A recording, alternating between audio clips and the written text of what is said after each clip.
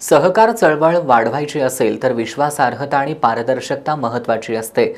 कोल्हापूर ही सहकाराची जननी असून सहकारातून समृद्धी साधण्यासाठी सहकाराची मूलतत्व जोपासणं गरजेचं आहे, असं आवाहन माळवाडी गावचे माजी सरपंच महिपती चौगले यांनी केलं. पन्हाळा तालुक्यातील कोतोली इथल्या सावित्री ग्रामीण सहकारी पतसंस्थेच्या रंकाळा शाखेच्या उद्घाटन कार्यक्रमात ते बोलत होते.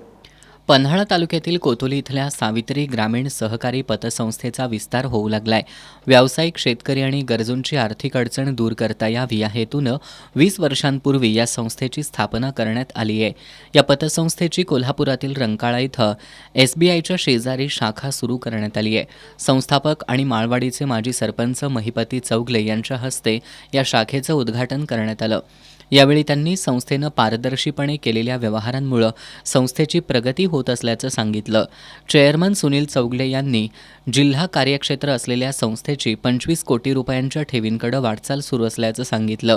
संस्थेचे मुख्य व्यवस्थापक दीपक पोवार यांनी ऑडिटमध्ये संस्थेला नियमित वर्ग मिळाला असल्याचं सांगितलं.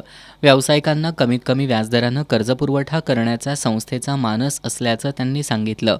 पतसंस्थेच्या कोल्हापूर शहरातील शाखेच्या उद्घाटनाच्या निमित्तानं विविध क्षेत्रातील मान्यवरांसह संस्थेचे सभासद, कर्जदार, ठेवीदार आणि हितचिंतकांनी शुभेच्छा देण्यासाठी गर्दी केली होती.